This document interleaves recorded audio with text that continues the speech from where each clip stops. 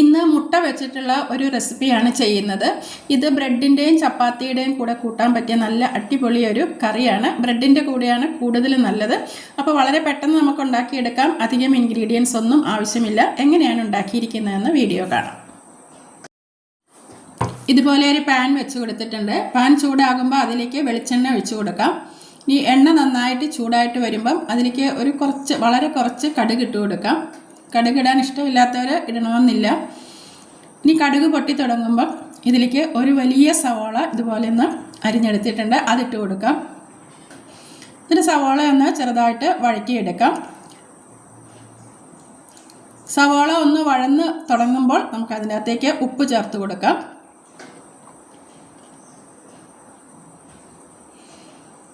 ഇനി ഉപ്പും കൂടെ ചേർത്ത ശേഷം വീണ്ടും നന്നായി ഇളക്കി യോജിപ്പിച്ച് കൊടുക്കാം. ഇനി ഇതിലേക്ക് ഒരു ചെറിയ കഷ്ണം ഇഞ്ചിയും ഒരു 4-5 അല്ലി വെളുത്തുള്ളിയും ഒരു 2 പച്ചമുളകും ഈ രീതിയിൽ ഇന്നിങ്ങനെ ചെറുതായിട്ട് അരിഞ്ഞെടുത്തിട്ടുണ്ട്, അതും കൂടി ഇട്ട് കൊടുത്തിട്ട് വീണ്ടും നന്നായിട്ടൊന്ന് അതും കൂടി ഒന്ന് വഴറ്റിയെടുക്കാം.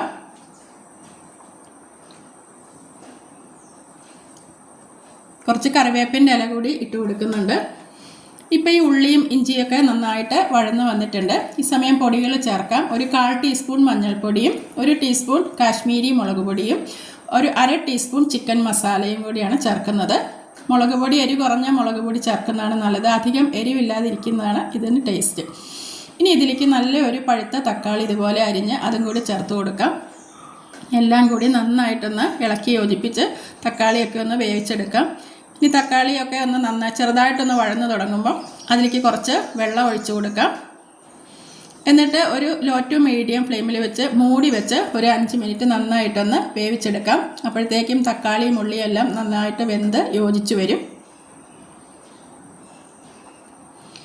ഇപ്പോൾ ഇതെല്ലാം നല്ല പാകത്തിന് ആയി വന്നിട്ടുണ്ട്. ഇനി ഇതിലേക്ക് ഒരു 1/4 ടീസ്പൂൺ ഗരം മസാല പൊടിച്ചതും കൂടി ചേർത്ത് കൊടുക്കാം. ഇത് റെഡി ആയി കഴിഞ്ഞു. ഇനി ഇതുപോലെ ഈ അരപ്പിൻ്റെ ഇടയിൽ ഇങ്ങനെ കുറച്ച് സ്ഥലം ഉണ്ടാക്കിയിട്ട് അതിലേക്ക് ഇതുപോലെ ഒരു 2 മുട്ടയാണ് ഞാൻ പൊട്ടിച്ചൊഴിച്ച് കൊടുക്കുന്നത്. നമുക്ക് എത്ര മുട്ട ചേർക്കണോ അത്രയും മുട്ട നമുക്ക് ചേർത്ത് കൊടുക്കാം. ഞാനിപ്പോൾ ഒരു 2 മുട്ടയാണ് പൊട്ടിച്ച് ചേർക്കുന്നത്.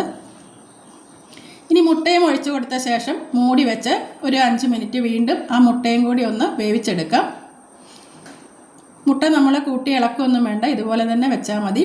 ഇനി ആ മുട്ടയ്ക്ക് ആവശ്യമായ ഒരു അല്പം കുരുമുളകും കുറച്ച് ഉപ്പും കൂടി മുട്ടയുടെ മുകളിലേക്ക് ചേർത്ത് കൊടുക്കാം.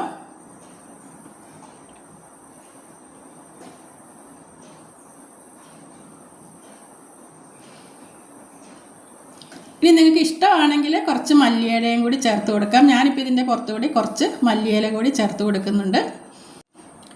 ഇനി നമുക്ക് ഫ്ലെയിം ഓഫ് ആക്കാം. ഇത്രയേ ഉള്ളൂ. വളരെ പെട്ടെന്ന് നമുക്ക് ഉണ്ടാക്കിയെടുക്കാം. ഉണ്ടാക്കിയ ഉടനെ തന്നെ നമുക്ക് ഇത് കൂട്ടുകയും ചെയ്യാം. ബ്രെഡിൻ്റെ കൂടെയാണ് ഇത് കൂടുതൽ രുചി. ചപ്പാത്തിയുടെ കൂടെയും നല്ലത് തന്നെയാണ്. നമുക്ക് പെട്ടെന്ന് ഇത് ഉണ്ടാക്കിയെടുക്കാം.